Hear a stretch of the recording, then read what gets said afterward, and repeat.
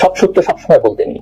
আপনারা এখন দেশটাকে একটা অন্ধকার, আমি অনেকদিন ধরে বলছি, অন্ধকার জগতে নিয়ে যাওয়ার চেষ্টা করছেন, আর এখন দেশটাকে মানে একটা গৃহযুদ্ধের দিকে ঠেলে দিচ্ছেন। যদি আপনাদের পছন্দ হতে পারে, কিন্তু বাংলাদেশের 20 কোটি মানুষের পছন্দ নয়। আপনারা হয়তো এখন অন্য কারো স্বার্থে কাজ করছেন।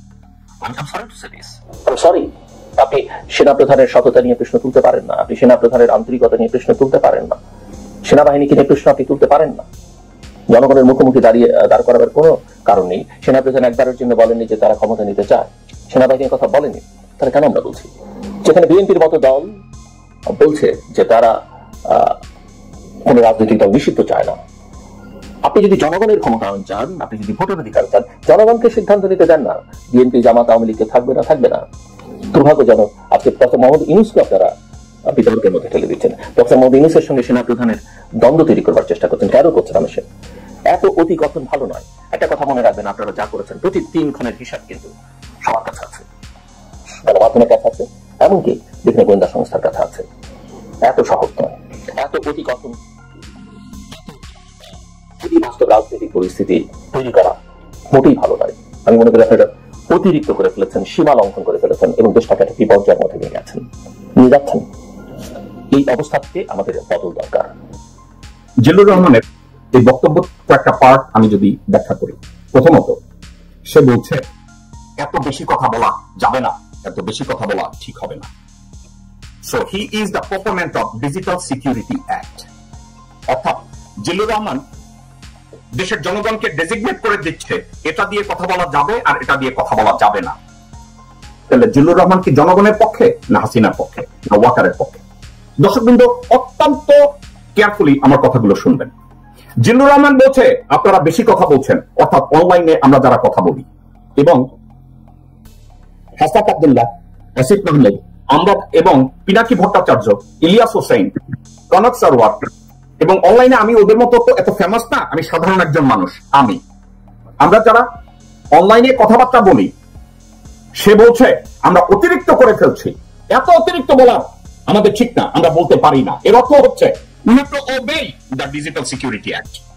এর অর্থ এই জিল্লুর রহমানের মতো লোকজনের কথায় ডিজিটাল সিকিউরিটি অ্যাক্টের মতো আইনটাকে ইম্পোজ করা হয়েছে। 1, 2, সে বলছে ওয়াকারুজ্জামানকে আমরা সমালোচনা করতে পারি না। Zillur Rahman, Wakeruzzaman is a salaried employee of the Republic। জনগণের ট্যাক্সের পয়সায় জেনারেল ওয়াকারুজ্জামান পয়সা পায়, বেতন পায়, তার রেশন পায়।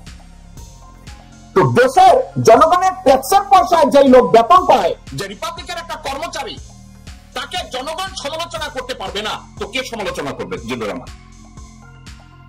1, 2, 3, আপনি জনগণকে আর্মির মুখোমুখি করে দিতে পারেন না। Zillur Rahman, either you are stupid, uneducated, impragmatic, or an Indian prostitute who is protecting the interest of India. Are you fucking crazy or nuts? General Walker or none of the chief of army staff or 25-30 general is not Bangladesh army. কুত্তার বাচ্চা, 2,27,000 সোলজারের সংগঠন হচ্ছে Bangladesh army. সেখান থেকে 25 থেকে 30 জন ভারতীয় কুত্তা সেনাবাহিনী হয় কি করে? আর জনগণকে আর্মির বিরুদ্ধে খেপিয়ে দেওয়া হচ্ছে। কুত্তার বাচ্চা, তোমাকে কে বলছে? তুমি কি বাংলা জানো, নাকি তুমি একটা অর্গানাইজেশনাল স্কিল সম্পর্কে তোমার লেখাপড়া আছে?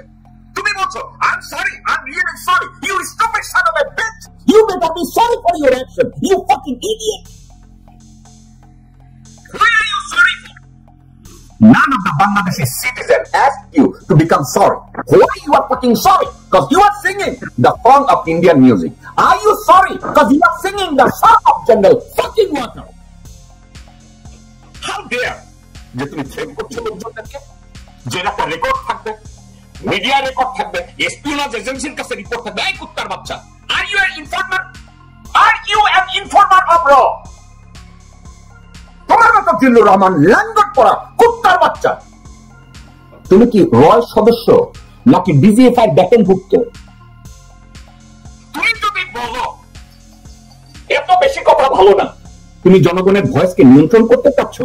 তুমি তো একটা হিজড়ার মতো গালে একটা বসে থাকো। শুয়োর, আমি তো কোথাও তোমাকে দেখি না for the sake of the Republic, for the sake of the country, from the vision of A Patriot. আমি তো কখনো দেখি না দেশ বিরোধী কোনো কথার বিরোধিতা তুমি করছো। তোমার সামনে বসে জিল্লু, তোমার সামনে বসে লোকজন দেশ বিরোধী কথা বলে, তোমাকে প্রতিবাদ করতে দেখি না। জিল্লু, তোমার সামনে লোকজন বাংলাদেশের সংবিধান বিরোধী কথা বলছে, কোনো প্রতিবাদ তুমি করো নাই। তোমার সামনে জিল্লু ইসলাম বিরোধী কথা বলছে, ইসলামকে ছোট করছে, আমি তোমাকে কখনো প্রতিবাদ করতে দেখি নাই।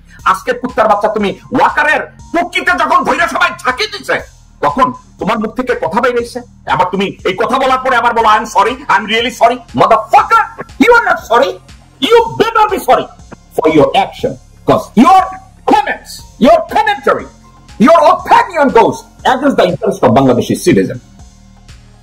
তোমার মতো জিল্লুর রহমান দলের টকশো করে না, কোন জায়গায় কি করে, I could be careless, no one give a shit what you do. কিন্তু বাংলাদেশের জনগণকে থ্রেট করার কোন অধিকার কুত্তার বাচ্চা তোমার নাই। জনগণের পক্ষ বিপক্ষে গিয়ে দাঁড়ানোর মতো কোন ক্ষমতা তোমার নাই। বাংলাদেশের সার্বভৌমত্বের বিরুদ্ধে দাঁড়ানোর, জেনারেল ওয়াকারের পক্ষে দাঁড়ানোর কোন যোগ্যতা কুত্তার বাচ্চা তোমার থাকা উচিত না, কোন অনার্সিটি তোমার থাকা উচিত না। আমি জানি না জিল্লু তোমার প্রত্যেকটা কথার জবাব আমি দিয়েছি কিনা। কুত্তার বাচ্চা, if I see one more video, আমি তোমাকে উলঙ্গ করে ছাড়বো জিল্লুর। তুমি যে হিজড়া, তুমি যে হারুনের প্রপোনেন্ট, তুমি যে হাসিনার সাথে যোগাযোগ মেইনটেইন করতা, কুত্তার বাচ্চা, I have all those evidence. কুত্তার বাচ্চা, I'll throw everything to the media. তুমি এখন ওয়াকারকে ব্লোজব দিতে গেছো, শুয়োর।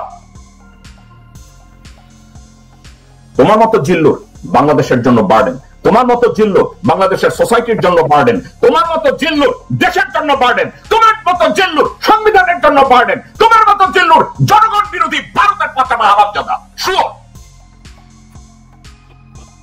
আমি তোমাকে নিয়ে আর কোনো জামাত শিবির জনতার কঠিন চাপে পড়ে মির্জা ফখরুল ইসলাম আলমগীর মুহূর্তের মধ্যেই পিছু হটেছেন।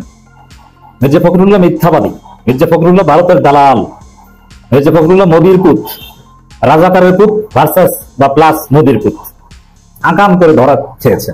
ধরা খেয়ে এখন চোরের মতো, চোর ধরা পড়লে যেরকম প্রথমে চেষ্টা করে, না না ভাই আমি চুরি করিনি, আমি চুরি করিনি, মির্জা ফখরুল এখন সেই চোরের মতো বলার শুরু করেছে, ধরা পড়া চোরের মতো, না না না ভাই আমি চুরি করিনি। মির্জা ফখরুল অবস্থা এখন এইটা। অবাক হচ্ছেন? This is reality. এটা একটা সুখবর যে বাংলাদেশে বিপ্লবী জনতা আছে। মির্জা ফখরুল্লাহ ভারতের কান্দে উঠে ধরা পড়ার পর সাথে সাথে মাপ চাওয়া শুরু করে, কিন্তু এসব বাটপারি করে লাভ নেই। কথা একটাই, বিএনপির দিন শেষ। বিএনপি ভারতের দালাল। নতুন বাংলাদেশে ভারতের দালাল কোন পার্টি থাকতে পারবে না। আগামী নির্বাচনে ব্যালট বিপ্লবের মাধ্যমে এদের কবর রচিত হবে। আওয়ামী লীগ পালিয়ে যাওয়ার সাথে সাথে বিএনপির সফলতা বগুড়া নিয়ে পালিয়ে গেছে। মির্জা ফখরুলের যে নোংরামি, যে ইত্রামি, সাগলামি যেটা ফাঁস হয়েছে ভারতীয় মিডিয়ায়, ভারতকে আব্বা আব্বা ডেকে বলে এসেছেন, আশ্বস্ত করে এসেছেন যে আমি আপনাকে আশ্বাস দিচ্ছি জামাতকে আর মাথায় উঠাবো না। কত বড় নোংরামি, ভারতকে আশ্বাস দেয়। এবং জামাতের 30 সিট, অমুক তমুক, হ্যাং ট্যাং কত কিছু বলেছে। আর অনেক পয়েন্ট আছে, কয়েকটা পয়েন্ট জামাত রিলেটেড, কয়েকটা পয়েন্ট নিয়ে আলোচনা হচ্ছে। বিশেষ করে জামাত ইসলামী যখন মির্জা ফখরুলকে চ্যালেঞ্জ করে দিল, প্রতিবাদ জানালো যে মির্জা ফখরুলকে প্রমাণ দিতে হবে যে কোথায় জামাত 30টা সিট চেয়েছে, প্রমাণ না দিতে পারলে তাকে জাতির কাছে ক্ষমা চাইতে হবে। জামাত যখন বলেছে যে মির্জা ফখরুল প্রতিহিংসা পরায়ণ বক্তব্য দিচ্ছেন, তখন মির্জা ফখরুল চোরের মতো, চোর যেরকম ধরা পড়ে বলছেন, কিন্তু যাই বলুক ঘটনা আরো আছে, আমি সব ফাঁস করে দিব, মন দিয়ে শুনুন। মির্জা ফখরুল এখন প্রচার করছে বিএনপি মিডিয়া সেলের মাধ্যমে, কিন্তু ঘটনা তো এর আগেই ঘটে গেছে। মির্জা ফখরুলের সাথে যে চুরি করতে গিয়েছিল সেই তো বলে দিছে ভাই চুরি করছি, তাতে কি হয়েছে? এখন পিটানির ভাই যদি বলে যে না না না না ভাই আমরা চুরি করিনি, কাজ হবে, আপনার সহকর্মী কিন্তু স্বীকার করেছে। যেমন মির্জা ফখরুলের অনুসারীরা মির্জা ফখরুলের বক্তব্য শেয়ার করে পোস্ট দিয়েছেন যে মাননীয় মহাসচিবের এই তিক্ত কথা, মানে এই যে জামাত 30 আসন চেয়েছে, আওয়ামী লীগ জাতীয় পার্টিকে নিয়ে নির্বাচন করতে চাই, এই তিক্ত কথা কোন একদিন মিষ্টি হবে। মানে বিএনপির লোকজন কিন্তু এটাকে সার্টিফাই করছে, উচিত বিএনপি জাতীয় পার্টি আওয়ামী লীগকে নিয়ে নির্বাচন করতে হবে। মানে সহকর্মীরা, চোরের সহযোগীরা স্বীকার করেছেন যে চুরি করছে, কিন্তু ভালোর জন্য করছে। এখন মির্জা ফখরুল প্রচার করছেন কি দেখেন, বিএনপি মহাসচিবকে নিয়ে এই সময়, মানে ভারতের এই পত্রিকা, বিএনপির আব্বা, বিএনপির নতুন কেবলা, ভারতের এই পত্রিকা যার নাম এই সময়, সাক্ষাৎকারটি ভুলভাবে উপস্থাপিত হয়েছে যা বিভ্রান্তিকর।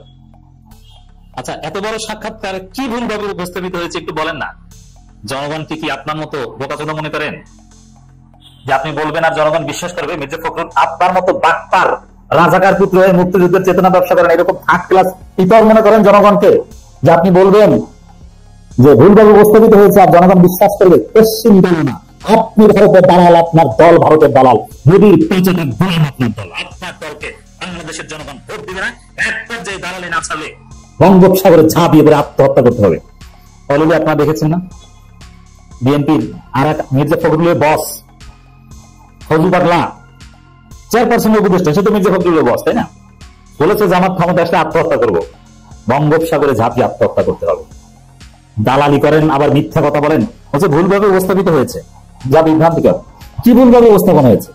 এটা মিথ্যা কথা, সঠিকভাবে উপস্থাপিত হয়েছে। যদি ভুলভাবে উপস্থাপিত হতো তাহলে মির্জা ফখরুল ক্লিয়ারলি বলতেন যে আমি এইটা বলেছি কিন্তু এরা বলেছে এইটা, এই তথ্যটা ভুল, এই তথ্যটা সঠিক। কিছু বলতে পারে না। আপনি বললেন ভুলভাবে উপস্থাপিত হয়েছে, এটাকে হাসিনার আমল যে ফাইজলামি মারাই দেন, এটা চলবে না।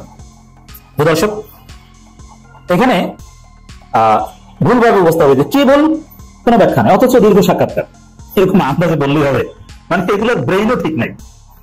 একাডেমিক রেজাল্ট কি আমি জানি না, যদিও আমার রেজাল্টের ডাইরেক্ট আছে না, এটুকু আমি জানি। দর্শক, আর যদি আসলে ভুলভাবে উপস্থাপিত হতো তাহলে বিএনপির এই কেবলা, বিএনপির নতুন আব্বা ভারতের এই পত্রিকার কাছে রিজয়েন্ডার পাঠান সাহস থাকলে বা পাঠিয়েছেন, সে রিজয়েন্ডারটা একটু বিএনপি মিডিয়া সেলে পোস্ট করেন যে না না এইভাবে আমার বক্তব্য ভুলভাবে ছাপানো হয়েছে। রিজয়েন্ডার দিতে পারেন নাই, আবার কি কি ভুলভাবে উপস্থাপিত তাও বলতে পারেন নাই, ফাইজলামি মারা দিচ্ছেন। মির্জা ফখরুল এখন জনগণের সাথে তামাশা করছে এই মোদীর পুত্রাই, ভারতের দালালরা। অতএব এদেরকে কঠিন জবাব দেওয়ার জন্য প্রস্তুত থাকুন। বিএনপি মহাসচিব মির্জা ফখরুল ইসলাম আলমগীর স্পষ্টভাবে জানি, আপনার স্পষ্ট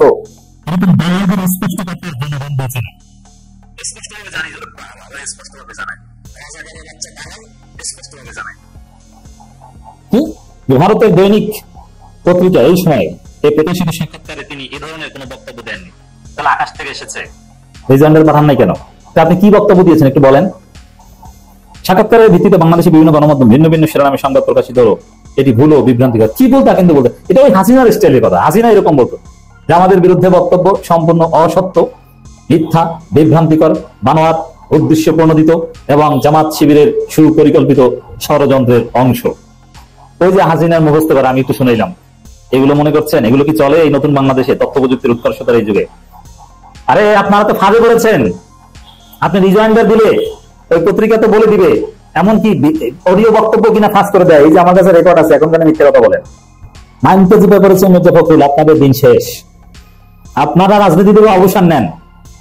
লজ্জাজনক পরাজয় হবে আগামী নির্বাচনে, আপনাদের সেকেন্ড হতে পারবেন না। তিনি এই ধরনের সংবাদ প্রকাশের নিন্দা জানান, ওই বাবার নিন্দা জানান এবং জনগণকে বিভ্রান্ত না হওয়ার জন্য অনুরোধ করেন।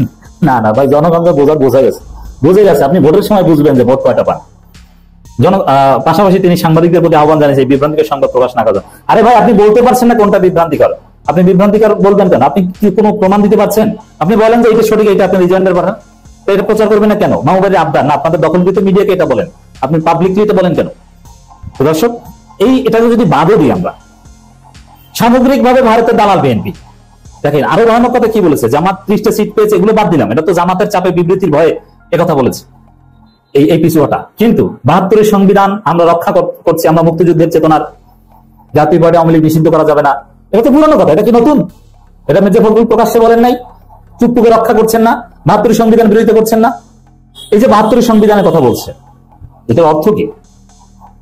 এই যে জুলাই সনদ, জুলাই ঘোষণাপত্র নিয়ে যেগুলো কথাবার্তা হচ্ছে, এগুলো বিএনপি মানে না, এগুলো একটাও বাস্তবায়ন করবে না তাদের ক্ষমতা থাকলে। প্রমাণিত হয়েছে এই সাক্ষাৎকার, তিনি বলেছে আমরা 72 সংবিধানকে রক্ষা করছি, আমি সেটা বিশ্বাস করি। আর 72 সংবিধানকে উল্টো পাল্টা দিচ্ছে এই জুলাই সনদের প্রস্তাবনাগুলো। বিএনপির সব দালালির রহস্য ফাঁস, বিএনপিকে রেড কার্ড দেখাতে হবে।